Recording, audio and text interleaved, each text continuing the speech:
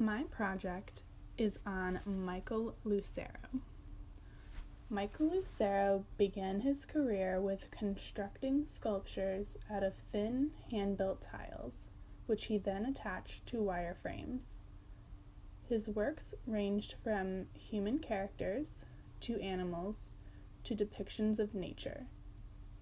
He glazes his work using a surrealism feel and achieves this look by utilizing the sgraffito and underglaze techniques.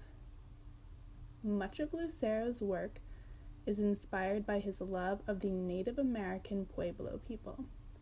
He grew up on the West Coast, mainly in California, and would frequently interact with this ethnic group as a child.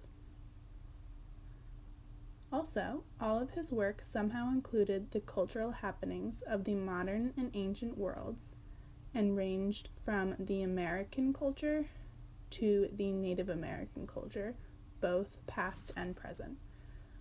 It fascinated him that there could be a completely different culture if one were to drive a few miles north of where they just were.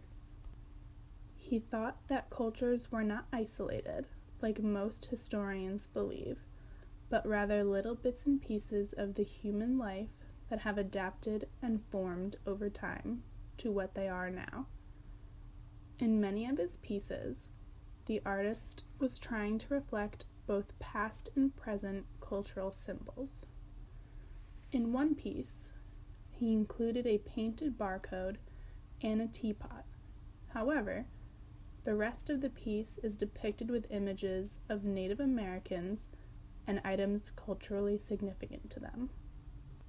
In another piece, he painted scenes of the Christopher Columbus era that portrays the vast array of changes that his discovery of the New World inflicted on the Americas.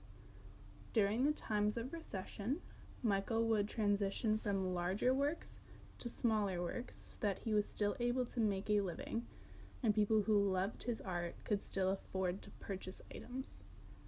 When he settled in New York, soon after he earned his degree, there was a minimalism movement in the art world, and during this time, much of his work portrayed this movement. What surprised me the most about his work was that he not only used clay, but also various assortments of items that he found while thrift shopping.